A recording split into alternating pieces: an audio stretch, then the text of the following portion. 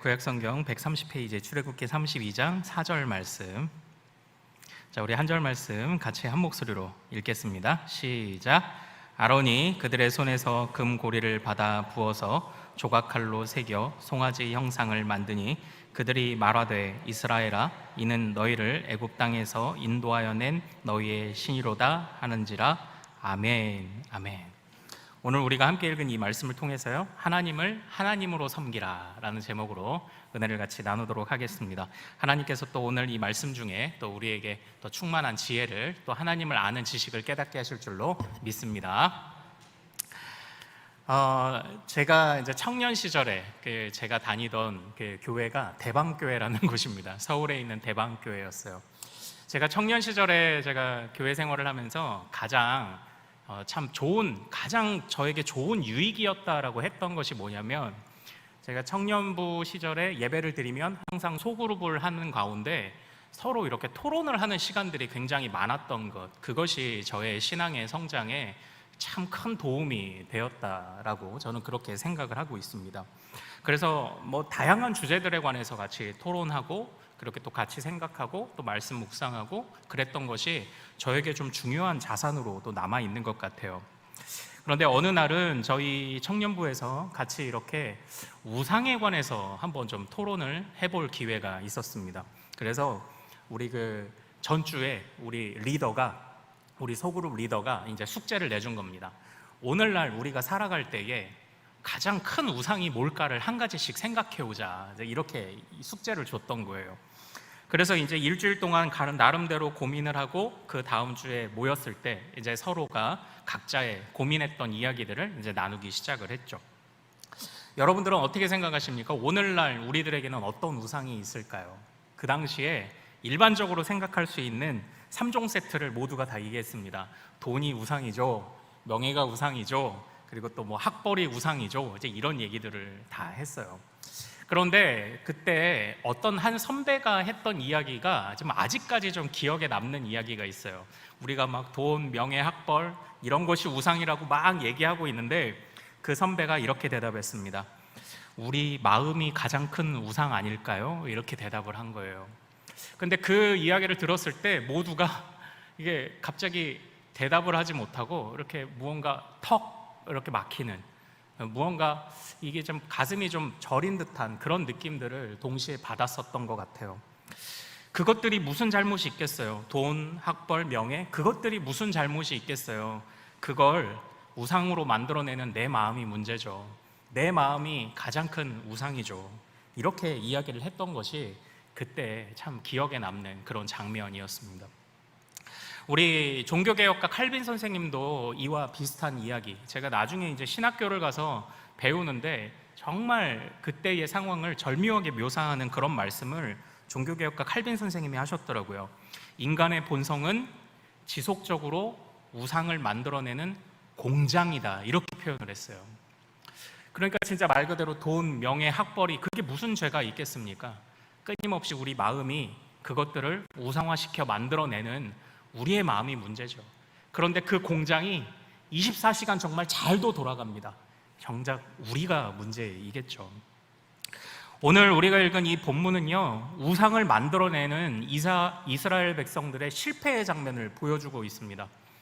정말 그들의 마음이 어떻게 해서 우상을 만들어냈는지를 살펴보면서 우리가 오늘날 어떻게 하면 또 우리가 우상을 만들어내지 않을 수 있을까, 그걸 오늘 말씀에서 좀 같이 나누기를 원해요.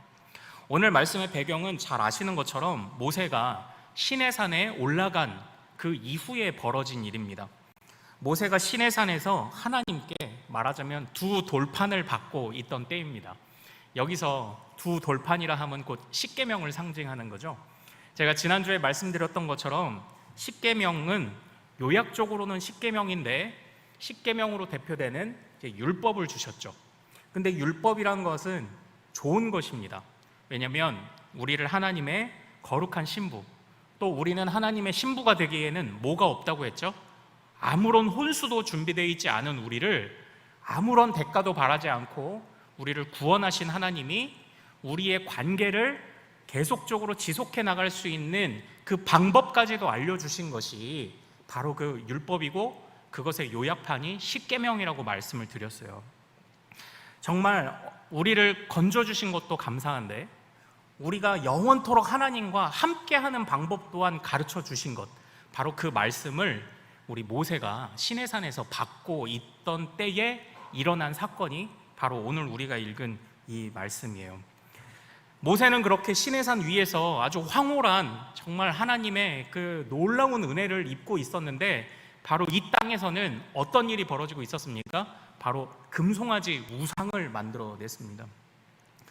그들은 왜 우상을 만들어냈나요? 그 이유들을 오늘 말씀을 통해 하나하나 보면요, 굉장히 참 우리의 모습들을 또 돌아보게도 만들고 좀 어이없는 그런 이유들이 있기도 해요. 우리가 다 읽지는 않았지만 우선 첫 번째, 우리 1절 말씀 한번 같이 읽어볼까요? 출애굽기 32장 1절입니다. 자, 시작. 백성이 모세가 산에서 내려옴이 더딤을 보고 모여 백성이 아론에게 이르러 말하되, 일어나라, 우리를 위하여 우리를 인도할 신을 만들라. 이 모세 곧 우리를 애굽 땅에서 인도하여 낸 사람은 어찌 되었는지 알지 못함이니라. 여기서 첫 번째, 이스라엘 백성들이 우상을 만들어냈던 그 이유 첫 번째가 무엇입니까? 바로 모세가 내려오지 않는다였어요. 다시 말하면 하나님이 더디게 응답하시는 것 같다라는 겁니다. 그들은 하나님을 그렇게 생각한 거죠. 아, 하나님이 이 땅 가운데 있는 우리를, 그런데 참 그들은요, 그 지금 시내산 위에서 우레와 번개가 일어나는 모습을 보면서도 그 아래에서는 지금 그 일과 내가 상관없다고 생각한 바로 이런 오해를 하고 있었던 겁니다. 그래서 그건 모세의 일이고 지금 우리 아래에 있는 우리들에게는 정말 아무런 일도 왜 일어나지 않는가라고 생각하고 있었던 것이 바로 그들의 오해였어요. 그게 첫 번째 오해였습니다. 그러니까 그렇게 하나님을 오해하니까요, 우상 숭배를 하게 되는 거예요. 기다리지를 못하는 겁니다. 하나님의 이 기다리게 하시는, 때로 그 기다리게 하시는 그 뜻을 다 헤아리지 못하니까 우상을 만들어내더라는 거죠. 그리고 또 한 가지의 문제가 뭐였냐면, 그때에, 자, 우리 1절 하반절의 말씀을 다시 한번 좀 볼까요? 자, 중반 부분에 보면 이런 말씀이 있죠. 우리를 위하여 우리를 인도할 신을 만들라, 이렇게 말하는 장면을 찾으셨습니까? 이 말씀을 보면은 정말 의아하지 않습니까? 아니, 주님이 인도에서 10가지 재앙도, 그리고 또 홍해가 갈라짐을 보고도 지금 이 자리에 왔는데, 아니 근데 또 인도할 신을 만들라니까 도대체 무슨 일이냐, 도대체 이게 무슨 말이냐, 이제 이게 좀 의아한 부분이에요. 그런데 그 당시에 그 이스라엘 백성들 뿐만 아니라 그 당시에 그 세상 가운데 만연해 있던 생각을 하나 볼 필요가 있어요. 그게 뭐냐면, 그때의 신에 관한 개념은 그 각 지역을 담당하는 신이 있다는 것이 그들의 생각이었습니다. 그래서 애굽에는 애굽의 신이 있고요, 이스라엘 가나안에는 가나안 신이 있어요. 애굽의 신은 누구였나요? 태양신 라였죠. 그리고 가나안의 신은 누구였나요? 바알과 아세라였습니다. 이처럼 각 지역을 관장하는 신들이 따로 있다고 생각을 한 거예요. 그러니까 지금 이스라엘 백성들도 애굽에서 하나님이 우리를 인도해 내셨다라는 것은 알겠는데, 그런데 그건 애굽에서의 신이고 이제 이 광야에서는 도대체 누가 우리를 책임지냐는 지금 그 의문을 갖고 있는 겁니다. 정말 그 의문을 갖고 있는 거예요. 아니, 애굽에서 일하신 거는 알겠는데, 그런데 이 광야에서는 도대체 누가 우리를 인도하지?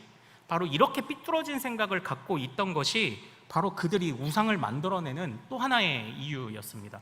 지금 계속적으로 하나님을 오해하고 있는 거예요. 또 하나의 그들이 했던 오해가 있어요. 자, 우리 화면 한번 볼까요? 네, 그림 하나를 볼 겁니다.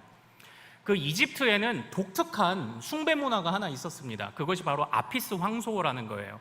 여러분들이 가셔서 인터넷에서 아피스 황소라고 검색하시면 파리 루브르 박물관에 있는 수많은 아피스 황소의 저런 모형들이 사진으로 찍혀 있는 것을 어렵지 않게 찾으실 수 있습니다. 이 아피스 황소라는 건요,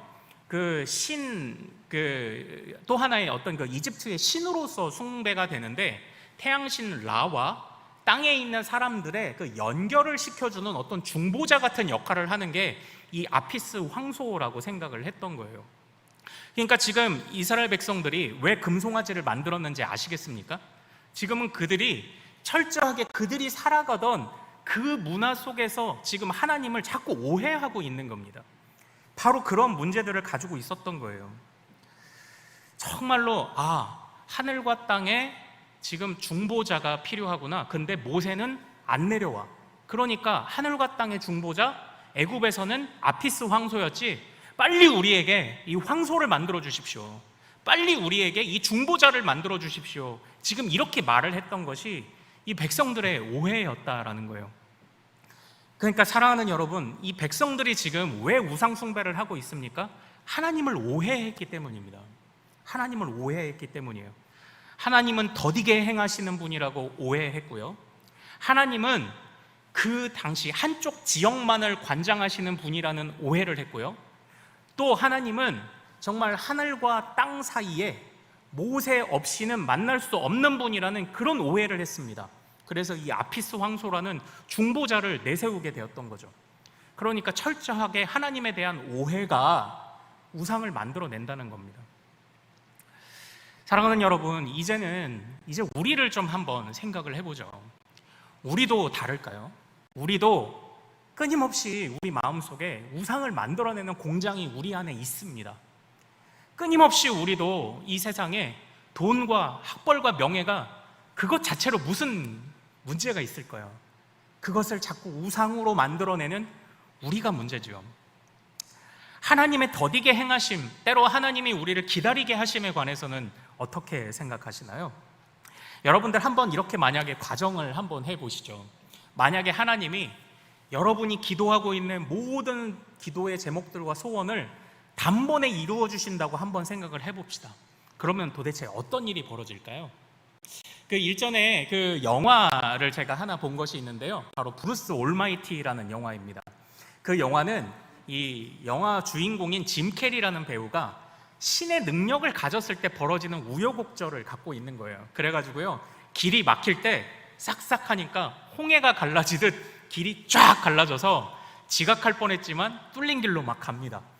그리고 혹시나 자신에게 그런 능력이 있을까 해서 음식으로 스프 한 그릇을 받았는데, 거기다가 대고 이렇게 하니까 스프가 홍해 갈라지듯이 쫙 갈라지는 그런 일들도 등장합니다. 그때 이 브루스라는 사람이요, 자기 아내에게 사랑받기 위해서 아내를 베란다로 불러내서 갑자기 신용을 하는 거예요. 슉슉슉슉 해서 촥 하늘에 있는 달을 잡아 끌었습니다. 그 아내가 이렇게 이야기를 합니다. 여보, 달이 좀 커진 것 같아. 그랬더니 브루스가 이렇게 얘기를 하죠. 아니야, 기분 탓이야.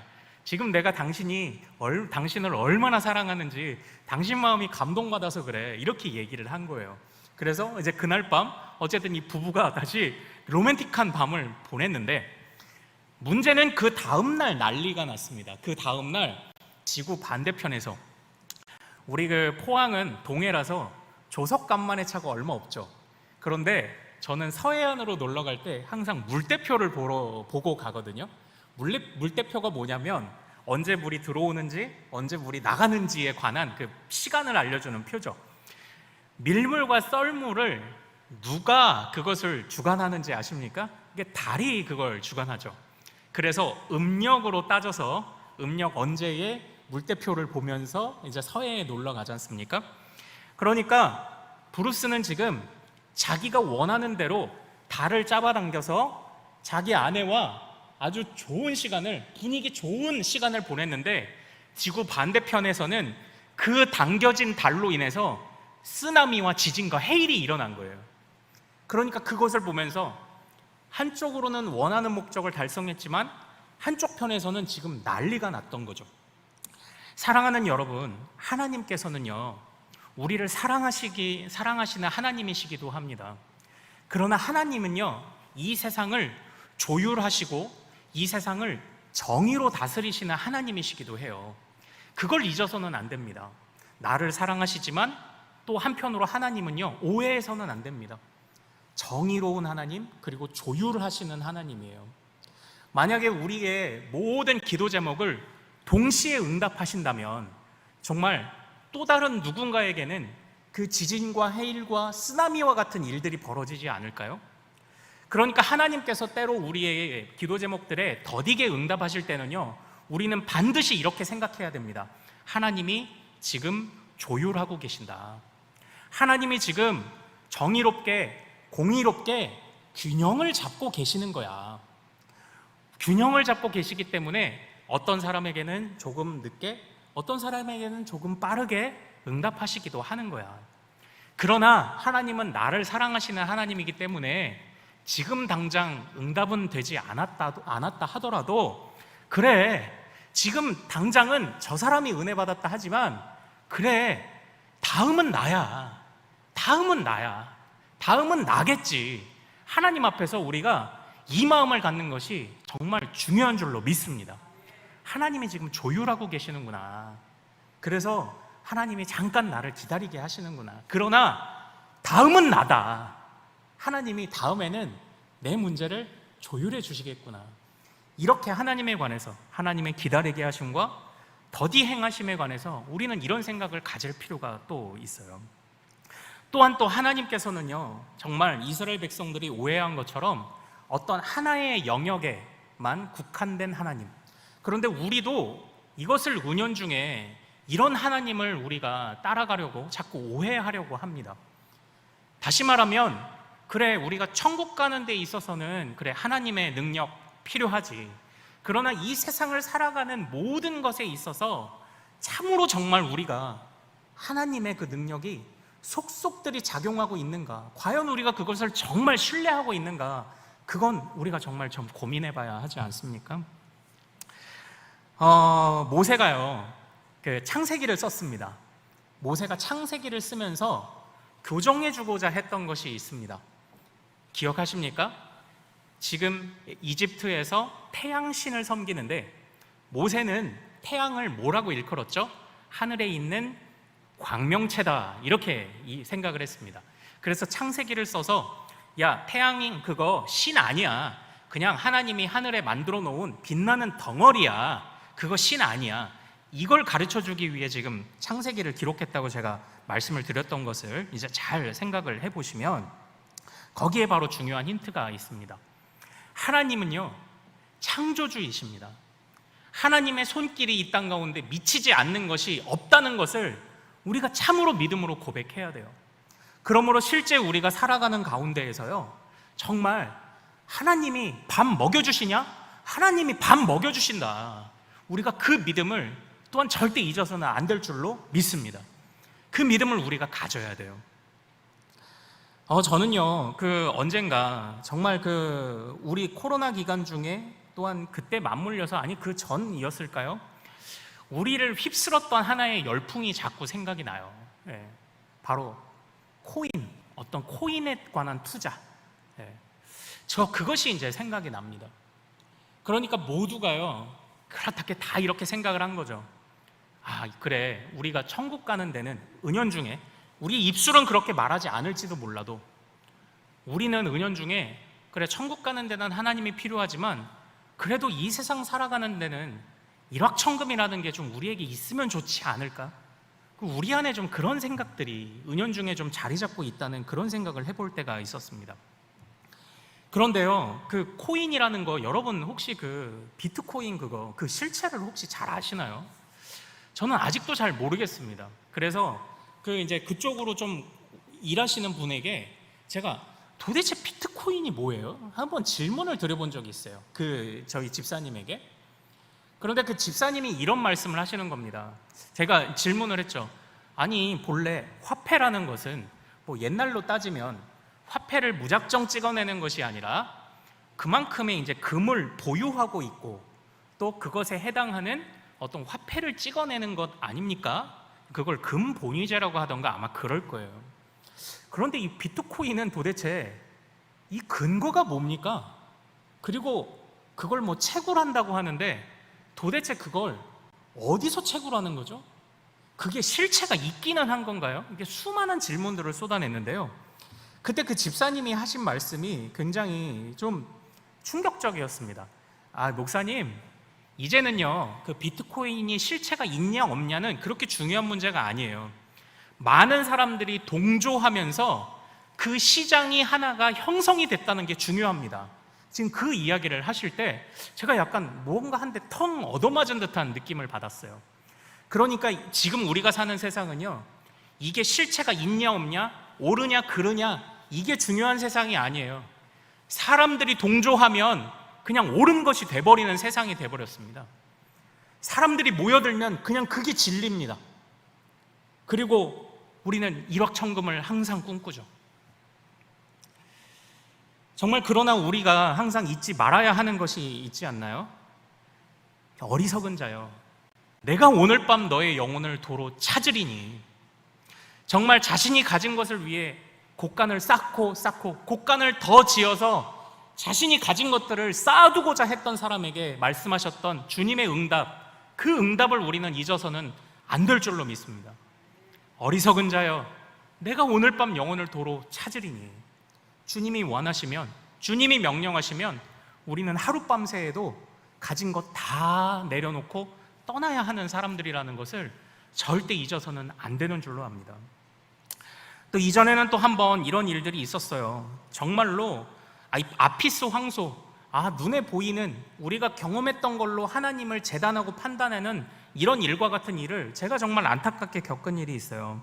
그게 뭐였냐면, 어느 날 어느 한 집사님이, 제가 이전 교회에서 사역할 때에 어느 한 집사님이 헐레벌떡 교회 문을 박차고 들어오셨습니다. 그리고서는 숨찬 얼굴로 막 숨을 헐떡이며 이렇게 말씀하시는 거예요. 목사님, 빨리 그 교회 이름 달려있는 그 교패 있으면은 한 서너 개 좀 줘보세요. 이렇게 이야기를 하시는 거예요.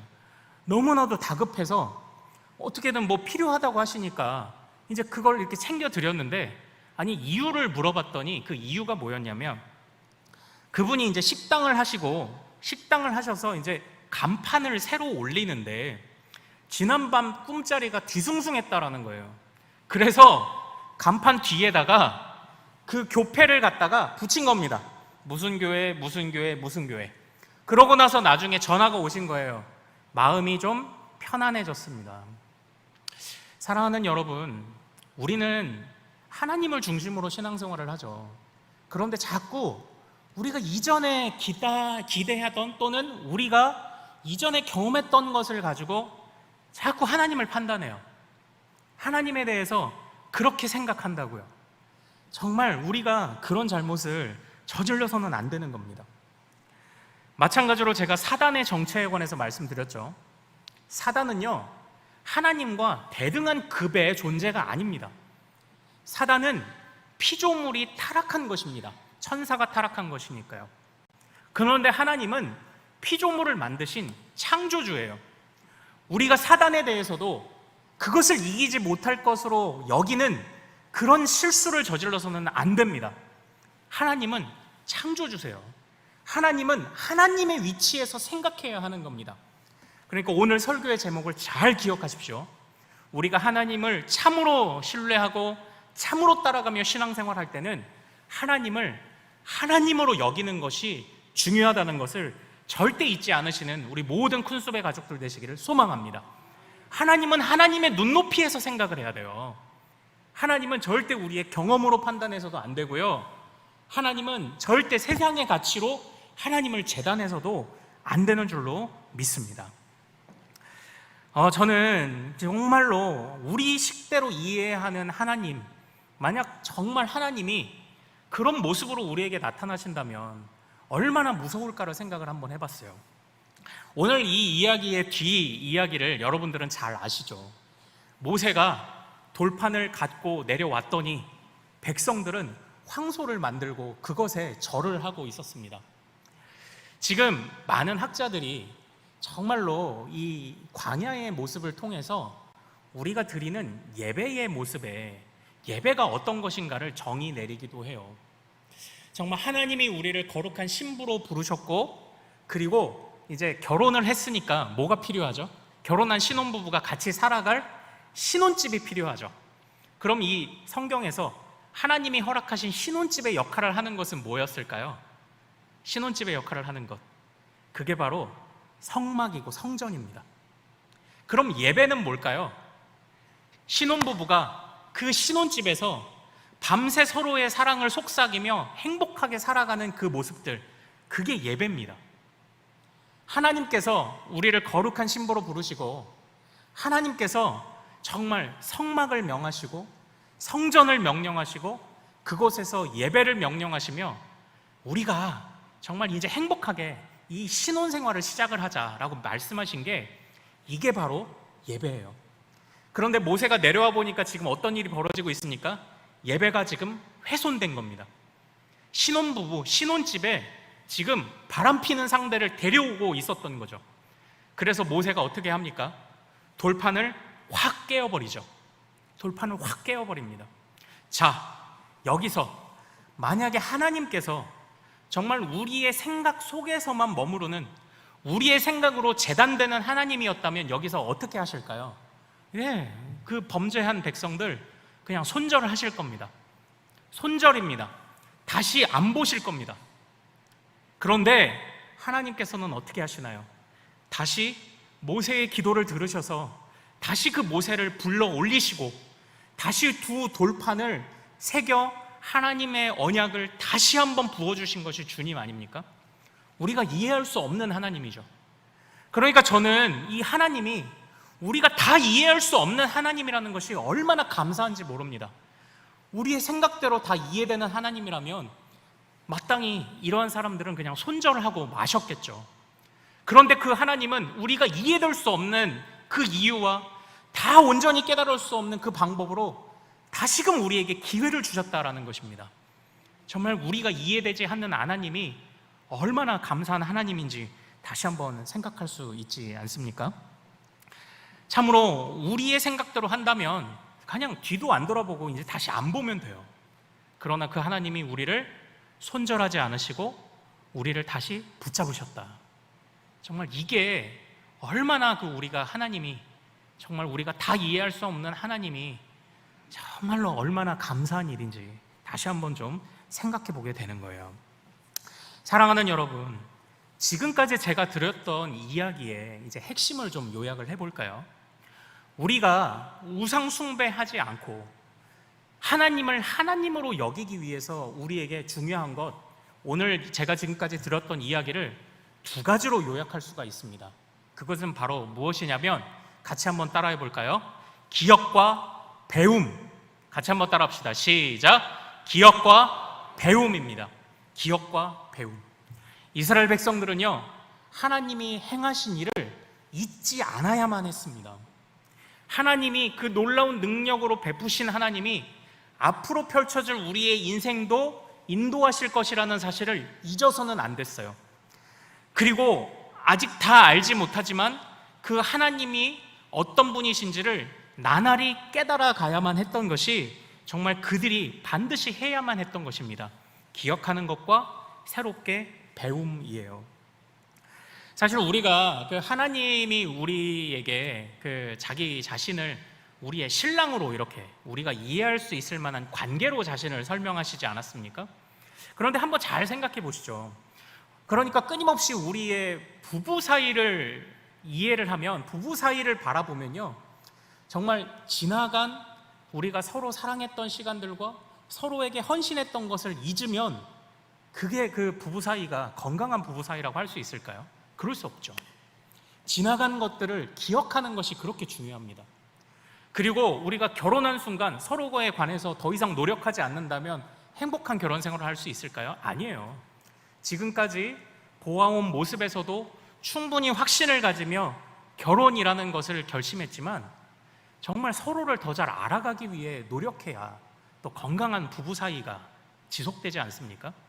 지나간 상대방이 베풀었던 사랑을 잊지 않고 그리고 상대방에 대해서 더 알기 위해 노력할 때 이게 정말 행복한 그런 부부 사이가 되지 않느냐는 거죠. 주님과 우리와의 사이도 마찬가지입니다. 지나간 날들 주님이 베푸셨던 은혜를 잊지 않는 것입니다. 그리고 주님에 대해서 더 알기 위해서 우리가 그 주님을 더 알아가는 바로 그런 모습들, 그러한 마음들을 가질 때 정말 우리가 하나님을 하나님으로 여기게 되고 우리 안에 더 이상 우상을 만들어내는 공장이 돌아가지 않게 되는 거예요. 제가 예전에 어느 한 참 존경하는 목사님의 특강을 들을 때가 있었어요. 그런데 그 목사님이 들어오시는데 요즘은 많이 유행하죠. 저도 이제 출퇴근할 때에 이 정장에다가 백팩이라고 하죠. 책가방을 메고 출퇴근을 하거든요. 그런데 보면은 사실 예전에는 정장이 무슨 책가방이야. 그래서 이렇게 왕진 가방 같은 거든지 한쪽으로 매는 이런 가방을 이제 매잖아요. 그렇죠. 근데 한참 전인데 그 목사님이 이제 저희에게 특강을 하러 말씀을 주러 들어오시는데 책가방을 메고 이렇게 들어오시는 거예요.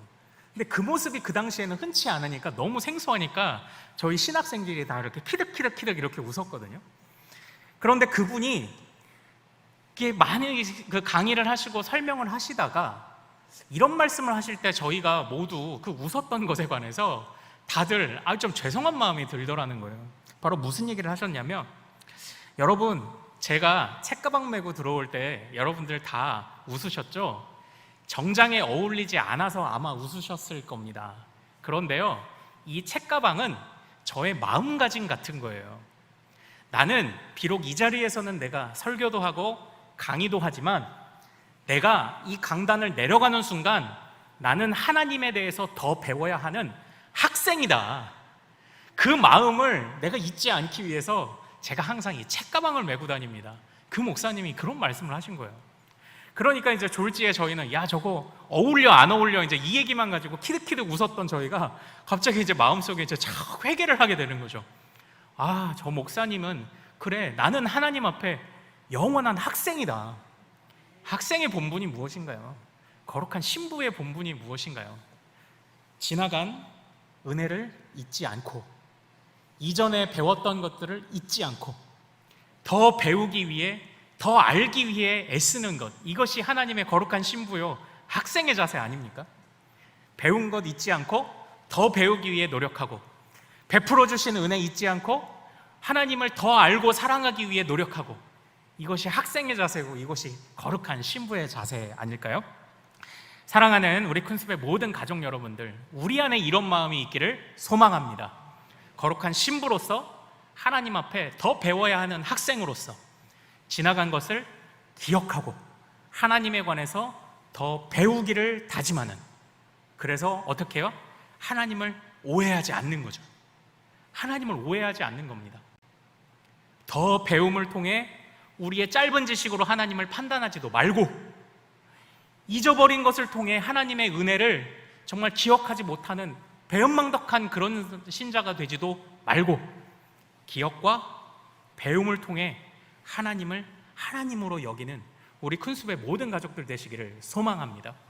그때에 우리 마음속에 일어나는 이 우상을 만들어내는 공장을 멈출 수 있을 거예요. 정말 그때에 그 공장을 멈출 수 있을 거라는 사실입니다. 이제 오늘 말씀을 좀 마무리하도록 하겠습니다.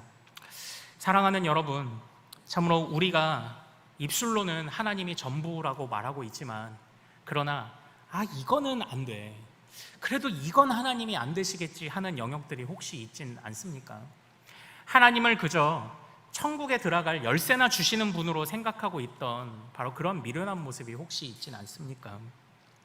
이 문제에 관해서는 또 다른 중보자가 필요한 것처럼 여겼던 그런 모습들은 있지 않습니까? 아닙니다. 하나님은 창조주이십니다.